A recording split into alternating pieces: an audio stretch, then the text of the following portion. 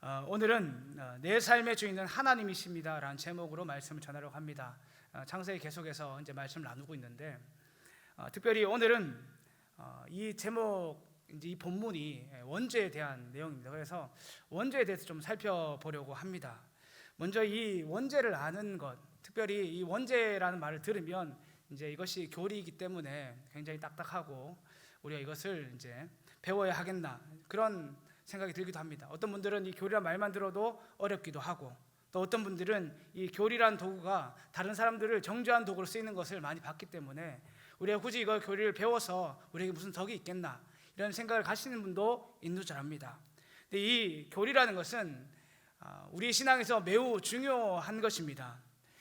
1917년에 승동교회에서 장로교회 이제 총회가 있었습니다. 제6회 총회였는데 그때에 그 중에 이제 하나가 대소요리 문답을 이제 총회 헌법에 넣어서 이제 각 교회로 가서 이제 가르치도록 그렇게 이제 헌법에 넣어서 이제 승인이 되었습니다. 근데 그 이유가 무엇인가 하면 그 총회 헌법에 신조의 이제 선 시작하는 글에 보면 어떻게 되어 있냐면 이 대소요리 문답서는 성경을 밝히 해석한 책으로 인정한다.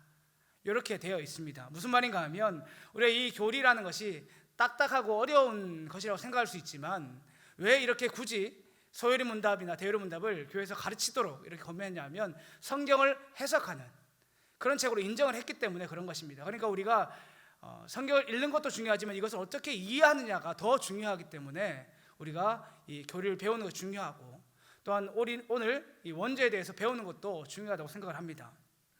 그리고 또 어떤 성도님과 제가 예전에 이야기한 것인데 어떤 성도님께서 교리에 대해서 부정적인 생각이 있습니다. 그래서 그분이 이제 뭐라고 대답을 하셨냐면 교리는 솔직히 말하면 은혜가 안 됩니다, 목사님. 은혜가 안 되고 잠만 옵니다. 이렇게 말씀을 하셨습니다. 그리고 내가 삶을 살아내는데도 사실 별로 도움이 되지 않습니다. 그래서 저는 그냥 성경책을 읽겠습니다.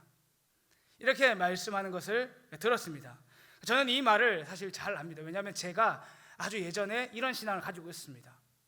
이 교리라는 것이 딱딱하고 이것이 내게 필요하겠나 그런 마음이 들었습니다. 내 삶을 정말 바꾸겠나 이런 마음이 들었습니다.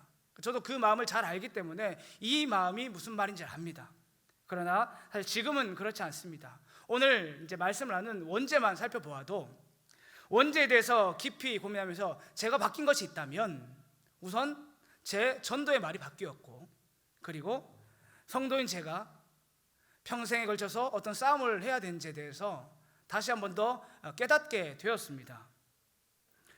제가 예전에 전도를 하면서 겪은 일이 있습니다. 그래서 그냥 좀 말씀을 드리면 고등학교 때 일이었는데 교회에서 전도를 하자고 한 겁니다. 그래서 제가 이제 제가 어릴 때지만 그때 어떤 마음이 들었냐면 전도하자고 했을 때 친구야 교회 가자 이 말을 하기가 싫었던 겁니다. 그래서 좀 나름 체계 있게 말해서 죄에 대해서 하고 예수님을 전하고 그렇게 교회로 데려오고 싶었습니다. 그래서 그 친구한테 전도를 할 때에 이 세상의 모든 사람들은 죄인이야 이렇게 얘기를 하고 너 예수 안 믿으면 지옥 가. 그러니까 우리 교회 가자 이렇게 이야기를 했습니다. 그러니까 그 친구가 저한테 뭐라고 대답을 했냐면 나는 다른 사람한테 나쁜 짓도 안 했고 내가 생각할 때는 나는 참 착하게 살았는데 내가 왜 죄인이냐 이렇게 이제 저한테 되물었습니다. 그때 제가 이제 배운 게 무엇이냐면 원죄였습니다. 원죄. 그래서 뭐라고 생각하냐면 이 세상에 첫 번째 사람인 아담이 있었는데 그 사람이 선악을 알게 한 열매를 따먹고 이 세상의 모든 사람 죽을 수밖에 없게 되었어. 너와 나도 비슷해. 그래서 우리는 하나님 죽을 수밖에 없게 되었고 이야기를 줄줄줄 제가 한 겁니다. 이 친구가 이 이야기를 한참 듣다가 저한테 이렇게 물었습니다. 뭐라고 물었냐면 너는 그게 믿어지냐? 이렇게 저한테 물은 겁니다. 그러니까 말도 안 되는 소리 있는 겁니다. 그 친구 입장에서 말이 안 되는 소리인 겁니다. 내가 지은 죄도 아니고 그 아담과 하와가 지금 아주 옛날에 그 선악을 알게 될 열매를 따먹었다는 이유만으로 내가 죽어야 되는 게 말이 되느냐 이렇게 이야기를 했습니다. 저는 그 얘기를 한참 듣다가 사실 그런 질문을 처음 들어봐가지고 좀 당황했습니다. 당황을 하고 그래도 내가 지면 안 되니까 그래서 사람은 이제 좀 이기고 싶은 본능이 있나 봅니다. 그래서 그때 제가 어떻게 했냐면 그때 그것을 이제 다 뒤집어 엎고 이렇게 이야기했습니다. 너 엄마한테 잘못한 거 있냐 없냐? 그러니까 친구가 한참 듣더니 엄마한테 잘못한 건 다 있으니까 엄마한테 잘못한 게 있다고 말을 하고, 너 나쁜 짓 한 적 있냐 없냐? 이렇게 말하니까 있다고 말했습니다. 이제 그러면서 제가 이제 그 모든 것을 이제 모아서, 그래서 너 죄인이야, 그러니까 교회 가야 돼, 이렇게 얼렁뚱땅 이제 전도를 마무리한 적이 있습니다. 아주 옛날의 이야기인데, 네, 사실 그 친구는 제 말에 그 당시에 동의하지 않았습니다. 그리고 그 당시에 또 교회도 나오지 않았습니다. 근데 이것이 저한테 참 어려운 문제였습니다. 제가 이 이야기를 듣고 제 가운데서 이제 부담이 생긴 겁니다. 내가 지금 원죄에 대해서 내가 안 믿어지니까 내가 문제가 되겠더라고요. 그런 마음이 들었습니다. 내가 정말 이 아담과 하와가 따먹은 그 선악과 그거 하나 때문에 내가 죽는다는 것이 내가 말이 되는가? 내가 정말 이게 믿어지는가? 이걸 점검해 보니까 나도 안 되는 걸 내가 전도를 하고 있으니까 결국은 어떻게 이어졌냐면 내 전도의 말에, 내가 전도를 해야 되는데 이 전도의 말에 힘이 없어지기 시작했습니다. 그리고 내 삶이 어떻게 살아야 되는지도 사실 잘 몰랐습니다. 혹시나 제가 고등학교 때 생각했던 이런 고민들이 지금 있는 성도님들이 계시다면 분명히 자신의 전도의 말에 힘이 없을 것입니다. 그러니까 또 내가 성도인 내가 어떤 삶을 살아야 되는지도 잘 인지가 안 되셨을 겁니다. 그러니까 오늘 말씀을 통해서 이 문제들이 좀 명확하게 깨달아지시기를 바랍니다. 할렐루야, 아멘. 원죄가 무엇인가에 대해서 좀 살펴보려고 합니다. 먼저 좀 드리고 싶은 말씀은 아담과 하와가 이 선악과를 따먹은 이것이 어쩔 수 없이 따먹은 게 아니라는 것을 꼭 기억하셨으면 좋겠습니다. 그러니까 즉 배고파서 따먹은 것도 아니고 죄를 이길 능력이 없어서 따먹은 것도 아닙니다. 그러니까 하나님께서 아담을 지으실 때 어떻게 지으셨습니까? 하나님의 형상대로 지으셨습니다. 그 말은 뭐냐 하면 하나님의 형상으로 지었단 말은 죄가 있게 지은 것이 아닙니다. 그리고 죄를 못 이겨서 죄를 지을 수밖에 없게 그렇게 만들어 놓으신 것도 아니라는 말입니다. 무슨 말씀인가 하면 아담과 하와가 이 선악을 알게 된 열매를 따먹은 것은 죄를 이길 만한 능력도 있는 상태였고, 그리고 에덴 동산에 있는 모든 것을 먹어도 되는 그 충분한 환경 가운데서 불순종을 한 것입니다. 그래서 이것을 무슨 말로 이제 어떻게 말하냐면 적극적인 불순종이다, 이렇게 말을 합니다. 좀 예를 들어 드리면 어떤 한 부모님이 아이가 있는 겁니다. 그래서 아이한테 이렇게 말하는 겁니다. 너 네 동생 과자 뺏어 먹지 마. 내가 저 슈퍼에 있는 과자를 다 사줄게. 이렇게 얘기를 한 겁니다. 근데 슈퍼에 있는 과자를 다 먹으면서도 어느 순간 보니까 동생의 과자가 커 보이는 겁니다. 그리고 부모님의 말씀을 잊고 동생의 과자를 뺏어 먹었습니다. 무슨 말인가 하면 아담과 하와는 에덴 동산에 있는 모든 것들을 먹을 만한 그런 여유가 있었음에 불구하고 거기 있는 것들을 하나님께 불순종하려는 마음을 먹고 불순종을 했단 말입니다. 이것이 적극적인 불순종의 의미입니다. 하나님께서 이 선악을 알게 된 열매를 왜 동산 중앙에 두셨을까요? 물론 모든 뜻을 다 알 수는 없습니다. 그러나 성경을 통해서 보이는 만큼만 좀 살펴보려고 합니다. 먼저 뱀이 한 말, 오늘 본문에 보시면 뱀이 여자에게 찾아가서 유혹을 합니다. 근데 뱀이 말이 진짜인가를 한번 좀 살펴보시면 좋겠습니다.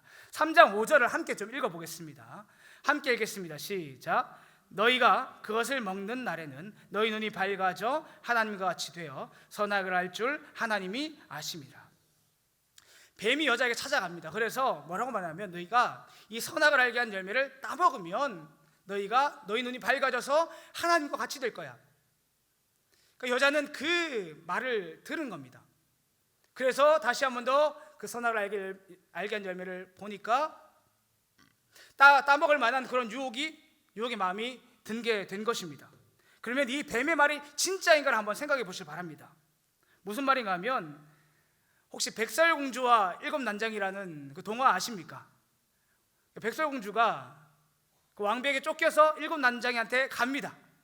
근데 이제 왕비가 죽이려고 가서 독삭을 건네줘서 이제 자게 되지 않습니까?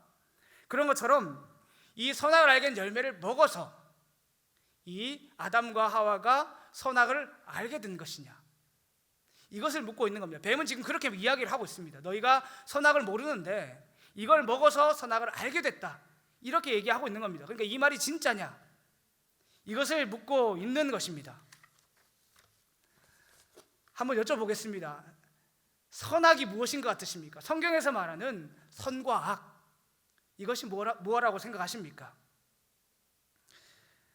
제가 주일학교 이제 초등부, 이제 전에 있는 교회에서 초등부 때 이제 설교를 할 때에 학생들한테 죄에 대해서 가르칠 때가 있습니다. 죄에 대해서 가르칠 때에 어떻게 가르치냐 하면 하나님이 싫어하는 말이나 생각이나 행동, 이것이 바로 죄라고 가르칩니다. 이게 사실 어린이 전도협회에서 가르치는 건데, 다른 기준이 아니라 엄마가 싫어해서 죄가 아니라, 네 친구가 싫어해서 죄가 아니라 하나님이 싫어하는 말이나 생각이나 행동을 하는 것이 죄라고 명확하게 가르칩니다. 그러니까 기준은 그 친구가 나쁜 짓을 해서 나쁜 것이 아니라 하나님이 싫어하는 말을 했고, 하나님이 싫어하는 행동을 했고, 하나님이 싫어하는 생각을 가졌기 때문에 죄라고 명확히 알려주는 겁니다. 하나님은 부모님을 사랑하기를 원하시는데 네가 부모를 지금 미워하고 욕하고 그렇게 했지 않니? 이것이 하나님 앞에 죄야, 이렇게 알려준다는 말입니다. 즉 단순히 하나님 앞에서 나쁜 짓을 한 것이 죄가 아니라 하나님의 말씀에 순종하지 않는 것, 이것이 바로 죄입니다. 아담과 하와 입장에서 에덴 동산에서 무엇이 죄겠습니까? 무엇이 선과 악이겠습니까? 거기엔 아무것도 없습니다. 오직 하나님의 말씀에 순종하는 것이 선이고 하나님의 말씀에 순종하지 않는 것이 악입니다. 에덴 동산에서 이것 말고 다른 기준이 있을 수가 없습니다. 그러면 한번 생각을 해보시길 바랍니다. 그러면 아담과 하와가 이 기준을 몰랐을까요? 창세기 2장 17절의 말씀을 함께 읽어보겠습니다. 다 아는 말씀입니다. 함께 읽겠습니다. 시작. 선악을 알게 하는 나무의 열매는 먹지 말라. 내가 먹는 날에는 반드시 죽으리라 하시니라. 하나님이 이미 아담에게 선악을 알게 하는 열매를 따먹지 말라고 이미 명령을 주셨습니다. 내가 이것을 따먹는 날엔 정녕 죽을 것이라고 분명히 말씀하셨습니다. 무슨 말인가 하면 아담은 이미 선과 악의 기준이 있었습니다. 하나님의 말씀에 순종하는 것이 선이고 그렇지 않으면 자신이 죽는다는 그 기준이 있었다는 말입니다. 그러니까 단순히 선악을 알게 한 열매를 따먹어서 선과 악의 기준이 생긴 것이 아닙니다. 그렇다면 하나님께서 이 선악을 알게 한 열매를 동산 중앙에 왜 두셨겠습니까? 어려울 수 있으니까 잘 들어보시길 바랍니다. 아담과 하와는 그 에덴 동산에서 모든 것을 할 수 있습니다. 그러나 하지 못하게 하는 하나를 두심으로 하나님이 창조주이시고 자신들이 피조물이라는 걸 하나님께서 기억하게 하시려고 이 동산 중앙에 선악을 알게 하는 열매를 두셨고 그걸 따먹지 못하게 한 것입니다. 하나님께서 사람을 얼마나 존귀하게 만드셨습니까? 창세기 1장 26절에 보시면 하나님께서 이르시되 우리의 형상을 따라 우리의 모양대로 사람을 만들었다고 분명히 말씀합니다. 하나님께서 흙으로 사람을 만드시고 동물도 흙으로 만들었습니다. 근데 다른 것이 무엇입니까? 그 코에 생기를 집어넣으셔서 영혼을 불어 넣어 주신 것입니다. 그러니까 하나님은 우리를 하나님의 형상대로 영혼이 있게 만드셨습니다. 그래서 그렇게 하나님을 닮아 있게 만드신 겁니다. 그리고 거기서 끝나지 않고 사람에게 어떤 권한을 주셨습니까? 이 땅에 있는 모든 것들을 다스리는 그런 권한도 주셨습니다. 사람이 정말 존귀하게 지으면 타락할 수 있습니다. 왜냐하면 그 앞에 하나님께서 천사를 만드셨는데 천사 중에도 타락한 천사가 나와서 마귀가 되지 않습니까? 너무나 존귀하게 만드니까 그들이 타락하게 되었고 사람도 똑같은 겁니다. 너무나 존귀하게 만드니까 자신이 마치 하나님을 대적할 수 있는 것 봐요. 그렇게 타락하게 된 것입니다. 무슨 말씀을 드리냐면 하나님은 모든 것을 다 할 수 있는 아담과 하와에게 너 이거 하나만 하지 마라 라고 하심으로 하나님이 창조주이시고 너희가 피조물 밖에 되지 않는다는 것, 이것을 기억하게 하신 겁니다. 그래서 저는 이 선악을 알게 한 열매를 좀 이렇게 기억하게 말씀을 드립니다. 선악이 무엇인지 기억하게 한 열매다. 저는 이렇게 좀 설명을 드립니다. 그래서 선악을 알게 한 열매를 그냥 이걸 따먹어서 선악을 알게 됐다라고 기억하지 마시고, 하나님이 누구시지? 하나님이 어떤 분인지 알게 하는, 그 선악을 기억하게 하는 그런 열매라고 좀 기억하시면 되겠습니다. 그리고 창세기 3장 22절을 함께 좀 읽어보겠습니다. 함께 읽겠습니다. 시작. 여호와 하나님이 이르시되 보라, 사람이 선악을 아는 일에 우리 중 하나같이 되었으니 그가 그의 손을 들어 생명나무 열매도 따먹고 영생할까 하노라 하시고, 하나님께서 선악을 알게 한 열매를 따먹고 나서 이렇게 이제 말씀을 하십니다. 선악을 아는 일에 우리 중 하나같이 되었다, 이렇게 말씀하시는데, 이것은 그러면 우리가 어떻게 이해를 해야 되겠습니까? 문맥상을 보시면 단순히 예전엔 선악을 몰랐는데 이제 선악을 알게 되었다, 이런 말이 아니고, 선악에 대한 이 판단의 기준이 하나님이셨는데, 원래 하나님이셨습니다. 근데 사람이 이제 그 판단을 자신이 하려고 그렇게 하는 존재가 되었다는 겁니다. 좀 쉽게 말하면 우리 인생들은 하나님이 다스리는 인생이어야 되는데 하나님을 떠나서 살고 싶은 그런 마음이 사람 가운데 찾아온 것입니다. 내가 하나님의 간섭이 없이 살고 싶은 그런 마음이 찾아왔다는 말입니다. 원죄가 무엇인 줄 아시겠습니까? 원죄는 단순히 그냥 선악을 알게 한 열매를 따먹어서 죽게 된 그 정도의 일을 말하지 않습니다. 이것은 단순히 우리가 어떻게 이해하는 것인가 하면, 부모에게 자녀가 있는데 얘가 부모님 앞에서 잘못 하나 있는데 너희는 다 죽게 됐다, 이렇게 말하는 것과 똑같은 것입니다. 아담과 하와가 이것을 왜 따먹었냐 하면, 나는 하나님의 다스림이 없어도 살겠다, 하나님이 존귀하게 지어놓으니까 그 마음이 찾아온 것이고, 뱀이 그것을 유혹했을 때에 그 말에 쫓아서 하나님을 대적한 자리로 가게 된 것입니다. 이것이 원죄라는 것을 꼭 기억하시길 바랍니다. 그러니까 원죄는 한마디로 말하면 이렇게 됩니다. 나를 만드신 하나님이 내 인생의 주인인데 어느 순간 내 인생의 주인이 나라고 여기면서 나는 기껏해야 하나님 앞에서 흙밖에 되지 않는데 흙이 아닌 것처럼 그렇게 살려가려고 하는 것, 그렇게 하나님을 대적하게 되는 것, 이것이 원죄의 모양이라는 것을 꼭 기억하시길 바랍니다. 에베소서 2장 3절에도 똑같이 이거에 대해서 증언합니다. 함께 좀 읽어보겠습니다. 시작. 전에는 우리도 다 그 가운데서 우리 육체의 욕심을 따라 지내며 육체와 마음이 원하는 것을 하여 다른 일같이 본질상 진노의 자녀이었더니, 이 말을 곰곰이 살펴보시길 바랍니다. 마지막에 이 세상의 모든 사람들이 하나님 앞에 너희는 본질상 진노의 자녀였다 말합니다. 본질상 진노의 자녀라는 말이 무슨 말입니까?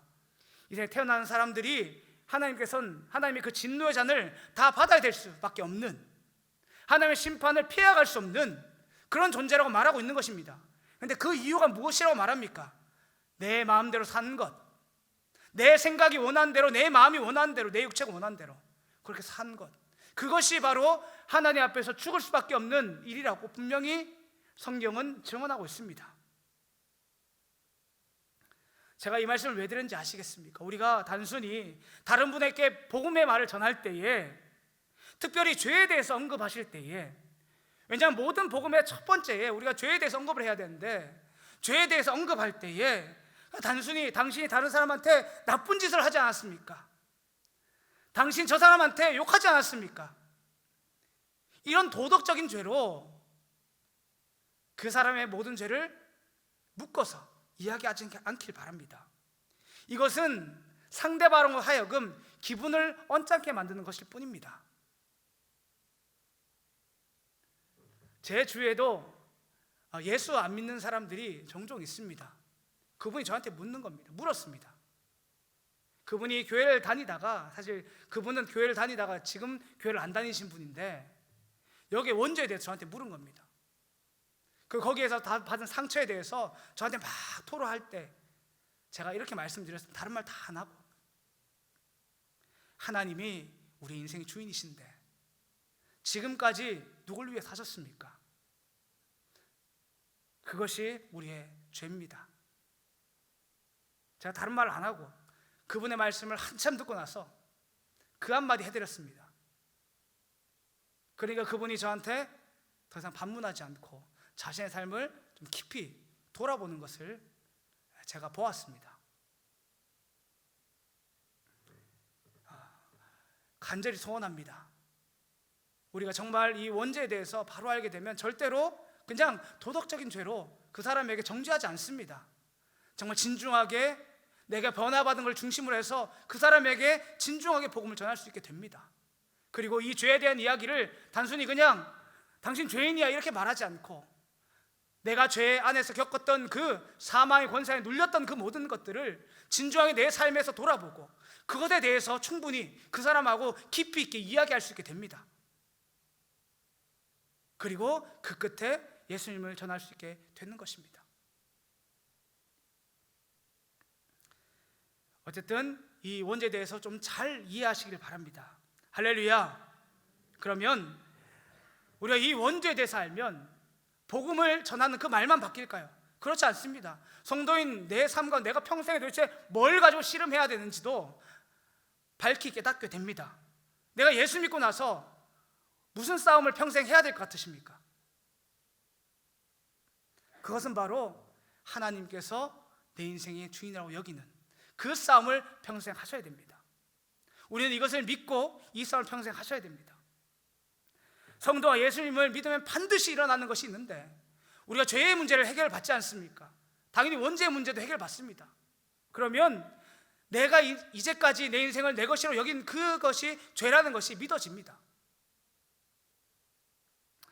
모든 영혼은 죄로 말미암아 하나님 앞에 어떻게 나아갈지 모릅니다. 근데 정말 하나님께서 우리에게 은혜를 베푸시는데 성령 하나님께서 우리에게 우리의 영혼을 변화시키게 하셔서 내가 미처 죄라고 여기지 못했던 이것을 죄로 여기게 하시고 그렇게 주님을 보게 하십니다. 그때 우리에게 일어나는 변화가 있습니다. 요한복음 3장 3절과 5절 앞에 나올 텐데 같이 읽어보겠습니다. 시작. 예수께서 대답하여 이르시되 진실로 진실로 내게 이르노니 사람이 거듭나지 아니하면 하나님의 나라를 볼 수 없느니라. 예수께서 대답하지 진실로 진실로 내게 이르노니 사람이 물과 성령으로 나지 아니하면 하나님의 나라에 들어갈 수 없느니라. 거듭나지 않으면 우리 영혼이 변화받지 못하면 되지 않는 일이 있습니다. 그것이 무엇입니까? 먼저 하나님의 나라를 볼 수 없다고 말하고 그리고 5절에 보면 하나님의 나라에 들어갈 수 없다고 말합니다. 우리는 거듭나지 않으면 우리의 영혼이 거듭나지 않으면 우리는 하나님 나라를 볼 수도 없고 하나님 나라에 들어갈 수도 없는 겁니다. 하나님 나라는 사실 천국보다 넓은 개념입니다. 무슨 말인가 하면 천국은 어떤 장소를 말하지만 하나님 나라는 어떤 땅이 있지 않고 하나님의 다스림이 있습니다. 그러니까 우리가 이 땅을 살아가면서도 우리의 영혼의 변화를 받지 못하면 하나님께서 내 인생을 다스리는 줄 모르는 겁니다. 아무리 하나님이 살아 계셔도 하나님께서 내 인생을 다스리는 줄 모르는 겁니다. 그런 인생이 하나님 앞에 내 인생을 걸고 그렇게 신앙생활을 하겠습니까? 절대로 그렇게 할 수 없습니다. 그러니까 영혼의 변화를 받은 사람은 하나님이 내 인생을 다스리는 줄 알게 됩니다. 그리고 그렇게 그 하나님 앞에 내 삶을 맡기고 그렇게 말씀을 순종하며 사는 자가 되는 것입니다.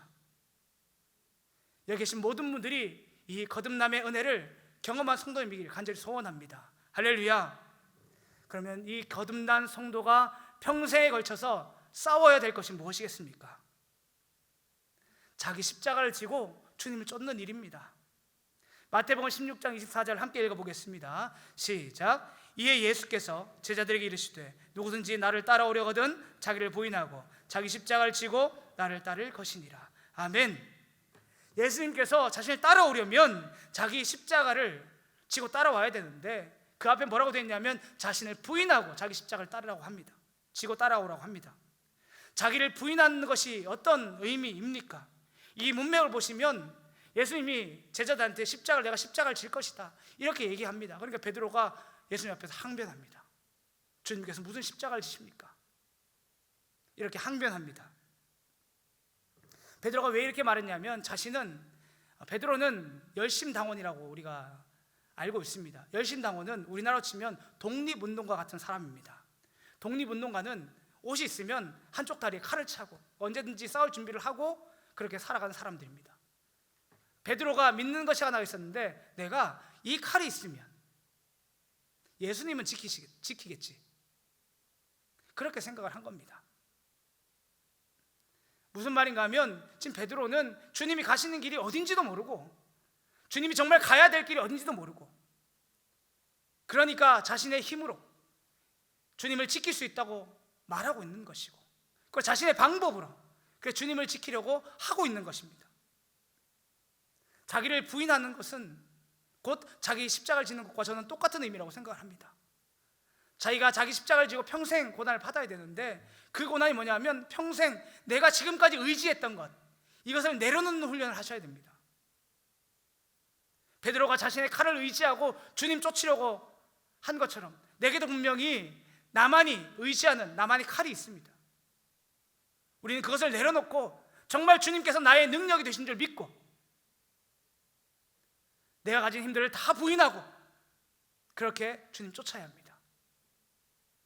이걸 어떻게 쫓겠습니까? 주님께 우리에게 주신 무기가 두 가지가 있습니다.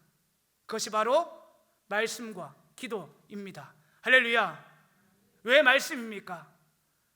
말씀이 아니면 우리는 하나님의 뜻이 무엇인지 모릅니다.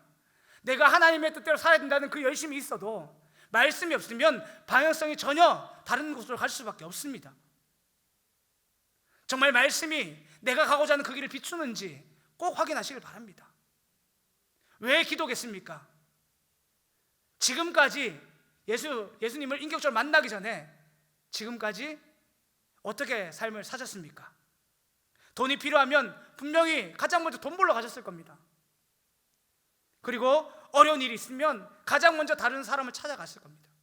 그런데 정말 예수님을 믿는 사람은 내 삶의 모든 문제가 하나님께 달린 줄 알기 때문에 가장 먼저 기도하게 됩니다. 기도하고 일하러 가고, 주님 도와주세요 하고 삶을 살아내고, 그것이 기도입니다. 이것이 왜 평생의 싸움입니까? 살아보셨으면 알 겁니다. 여기 계신 분 중에 말씀과 기도가 우리의 답이 아니라고 말하는 사람은 아무도 없을 겁니다. 그런데 잘 안 됩니다. 이 일주일간의 삶만 돌아봐도 늘 말씀을 가까이 해야 되는데 말씀을 읽지 않는 나의 모습이 있습니다. 기도해야 되는데, 기도에 사라진다고 우리 다 알고 있는데 어느 순간 기도하지 않아도 괜찮은 나의 삶이 되어버렸습니다. 그것도 오랜 시간이 아니라 고작 일주일간에. 그래서 우리는 평생에 걸쳐서 이 싸움을 하셔야 됩니다. 그래도 감사한 것이 무엇인지 아십니까? 내가 예수님을 인격적으로 만나기 전에는 내가 잘못해도 이게 죄인지도 몰랐습니다. 근데 주님 진짜 만나고 나니까 말씀대로 살지 않고 있는 이 모습이 이제는 죄로 깨달아지고 회개할 수 있는 마음이 든다는 것입니다. 그래서 주님 앞에 나와서 주님, 나 잘못했습니다, 용서해 주십시오, 이 길 힘을 주십시오, 이렇게 기도하는 마음들이 생겨나게 되는 것입니다. 우리 그렇게 말씀과 기도로 승리할 수 있길 바랍니다. 할렐루야. 마지막으로 드리고 싶은 말씀이 있습니다. 이 세상이 원죄로 말미암아 모든 사람들이 내 인생의 주인을 나로 여기고 살아간다면 어떤 일이 벌어지겠습니까? 이 일이 단순히 교회 밖에서만 일어나는 일이겠습니까? 그렇지 않습니다. 왜냐하면 교회 안에서도 예수님을 인격적으로 만나지 못한 분이 있습니다. 저는 정죄하고 싶어서 이 말씀을 드리는 것이 아닙니다. 이분에게는 은혜가 필요한 겁니다. 혹시 그런 분이 보이면 기도해 주시길 바랍니다. 근데 중요한 것은 내가 이제 인격적으로 주님을 만나고 신앙생활을 하다가 내 마음에 상처가 옵니다.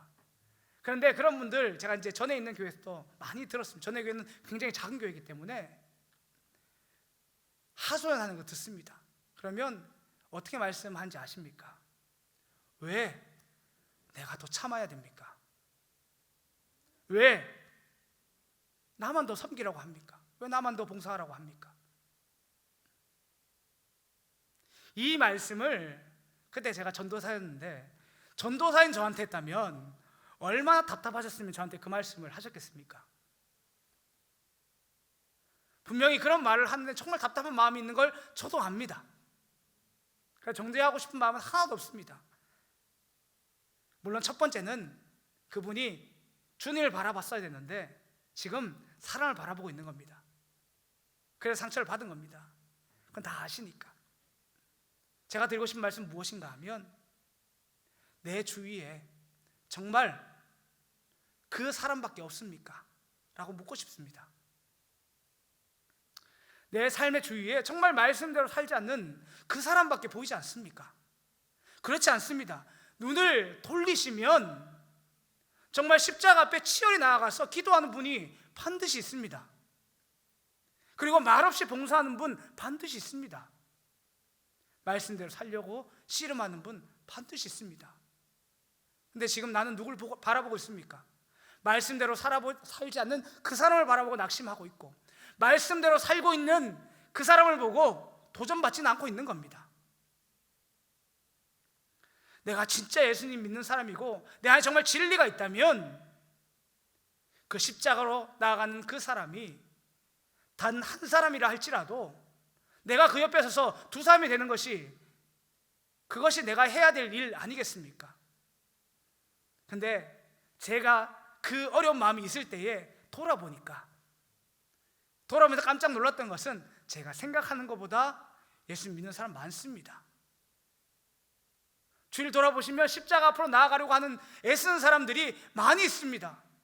그러니까 한국교회는 여전히 소망이 있는 겁니다. 하나님께서 엘리야에게 어떻게 위로 주셨습니까? 아하방 시대에 다 넘어지는 그 가운데서 엘리야에게 어떻게 위로를 주셨습니까? 남은 자가 있다. 남은 자가 있다. 바알에게 무릎 꿇지 않은 남은 자가 있다 라고 하면서 위로를 주신 것 아닙니까? 내 마음에 낙심과 원망이 찾아오신다면 그때에 내가 정말 하나님의 말씀대로 살지 않는 그 사람들을 바라보고 있는 줄 빨리 깨달으시고 시선을 돌리셔서 정말 십자가 앞으로 가까이 가는 그 사람을 바라보시고 그분과 함께 기도한 자리로 나아가시고 그분과 함께 말씀 씨름하는 그 자리로 나아가시는 모든 성도님 되시기를 간절히 소원합니다. 할렐루야. 오늘 말씀 정리하겠습니다. 원죄가 무엇입니까? 원죄는 그냥 한마디로 말하면 내 삶의 주인이 나라고 여기는 상태가 된 것입니다. 이 세상의 모든 사람들이 원죄 가운데 있다고 하는 말은 다른 말이 아니라 내 삶의 주인을 나라고 여기며 살아간다는 말입니다. 그것이 죄인 줄도 모른 채 그렇게 살아간다는 말입니다.